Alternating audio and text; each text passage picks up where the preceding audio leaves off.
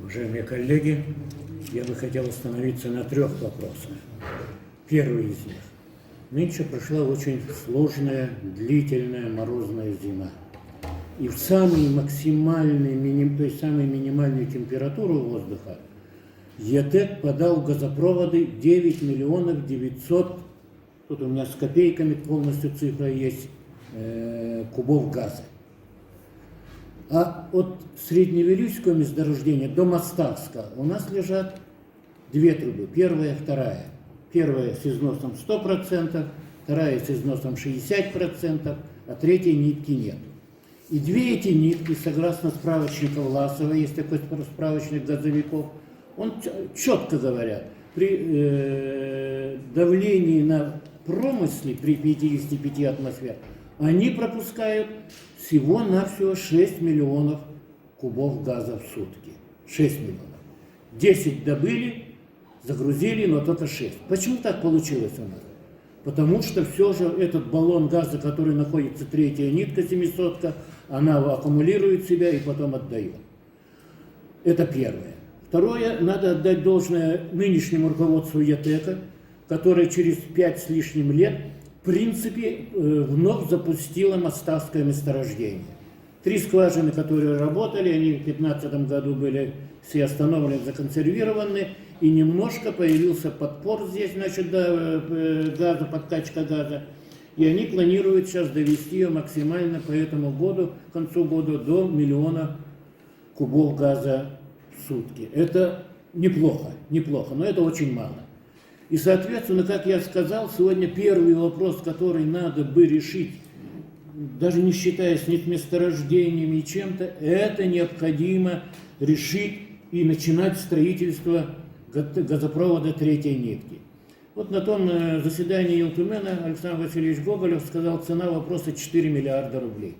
Ну, я думаю, для республики, у которых такие большие объекты, эти деньги не проблема. Надо немедленно буквально начинать. Не дай бог, что случится с одной из ниток на этом участке, мы получим большой ситуацию. Это первое, что я хотел сказать. Второе. Мы в 96-м, по-моему, году делали по поручению правительства Российской Федерации технико-экономическое обоснование возможной поставки газа в Китай. И тогда же, вот я не могу пока найти на сегодняшний день, было нам распоряжение, наверное, что месторождение Средневилюйское, Среднетюнское ни в коем случае не рассматривать для экспорта газа за пределы республики. Это стратегические месторождения для необходимости для центральной части региона. Их, соответственно, мы их не рассматривали. Когда делали поставки газа в Китай уже по силу Сибири, ведь тоже их не рассматривали, эти месторождения, значит, да, абсолютно, значит, да, и Средневилюйское, и Среднетюнское они там не рассмотрены. Поэтому, в моем понимании таком, а если вот даже грубо сегодня скажем, сколько там, 16-18 миллионов тонн хочет вырабатывать сжиженного природного газа, это 22,5 миллиарда кубов газа в год. 2 добавьте наших здесь в центральной группе, грубо говоря, получается 25 миллиардов. Сегодня запасы Средневилюя сегодня, кто говорит 120, кто говорит 160, но в любом случае через 4-5 лет этого месторождения уже не будет. Поэтому надо думать о том, что будет дальше. Как же быть в этой ситуации? Во-первых, мы считаем, надо посмотреть и пойти на переговоры, я считаю, на переговоры с Большим Газпромом, рассмотреть вопрос Среднетюнского месторождения. Говорят, далеко, 200 километров, но 1300 километров до Охотского моря, по-моему, тоже не маленькое. И учитывая, что около Охотского моря стоят 2 мощнейших хребта, я в свое время облетал это все на самолете, и мне даже в понятиях нету, как они собираются строить. Может быть, построят его, да. Это первое. Второе, в прошлом году ЯТЭК получил майский участок для геолого-разведочных работ.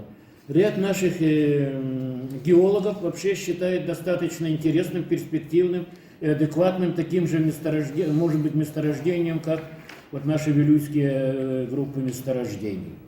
Получили южные, северные участки вот, в Вилюйском районе, вот их рассматривать. Но мне абсолютно непонятно, когда сегодня Талантское месторождение, у меня здесь есть данные в госзапасах на 2012 год, где оно отмечалось 44 миллиарда кубов. В 2018 году вдруг оно стало 80 миллиардов кубов, а к концу 2021 года стало 160 миллиардов кубов запаса газа. Без каких-то проведенных геологоразведочных работ, только пересчетом пластов и так далее. Поэтому мне надо было бы, я хотел бы сказать, что надо очень осторожно отнестись к средневилюйскому месторождению. Я бы вообще или на уровне Илтумена, или на уровне главы республики, значит, да, придать статус этому месторождению. Одному месторождению надо придать статус, что это наше стратегическое месторождение для обеспечения нашей центральной части республики стабильным газоснабжением. Это второй вопрос, который я закрыл. Третий вопрос. Я за строительство газопровода, который ЕТ хочет строить Среднего Вилюя, но я за строительство того, чтобы построить его до Нижнего Бестяха. Построили бы 4-ю нитку, надежность здесь газоснабжения была бы исключительная, и мы, как предприятие «Жиженный природный газ», предложили, написали ЕТЭКу свое письмо, что не надо тянуть туда газопровод, а давайте выкупите наши активы, наши доли в СПГ. Да. Сегодня мы немножко выпускаем СПГ, начинаем сегодня разрабатывать проектно-сметную документацию на среднетоннажную установку на 500 тысяч тонн в год. Железная дорога под рукой, значит, да, и мы бы решили очень много вопросов. Первый вопрос. 78 населенных пунктов на правобережье Лены, вот этих 5 районов, они находятся сегодня без газа. И в ближайшее время они газ, основная часть, не получат. Вот топятся дровами, углем, ну, кто-то еще остался конденсатом и нефтью, но, по-моему, это очень и очень мало. Это первый бы решили вопрос. Второй вопрос мы бы решили, значит, да, закрыть трассу Нерингри-Нижний Бестях заправкой жиженным природным газом. Это все машины, которые ходили бы, значит, он значительно лучше, чем КПГ, да, и также снизили, наверное, себестоимость. Как пример, сегодня показывают железные дороги Якутии, у которых 8 полуприцепов КАМАЗов работает на СПГ, они все свои дизельные КАМАЗы полуприцепы поставили и только работают на жиженном природном газе. Потому что почти в 2 с лишним раза это все дешевле. Третье.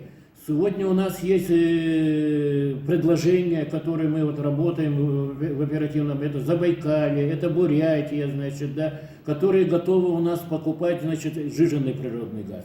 Ну и, конечно, вот Монголия, которая 2-й год у нас покупает, значит, Китай сейчас вот заключили с нами предварительный контракт на 150 тысяч тонн, и можно вывозить за пределы России.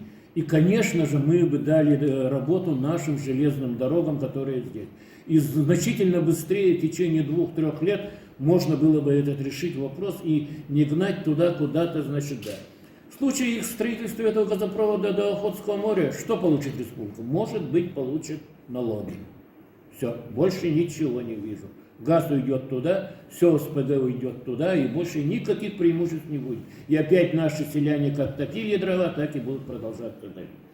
Поэтому мое предложение все же обозначить статус средневилюйского месторождения, совместными усилиями правительства, будем говорить, значит, да, и ЯТЭК определиться, и со специалистами определиться, какие месторождения можно подключить, да, вот Среднее Тюнское, Сабулах, Ниджилинское, значит, да, ну, Талант пусть даже будет и так далее, и определить ту группу месторождений, которые могли бы туда работать, в этой, но только не Средний Вилюй.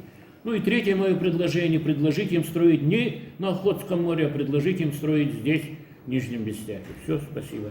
Спасибо.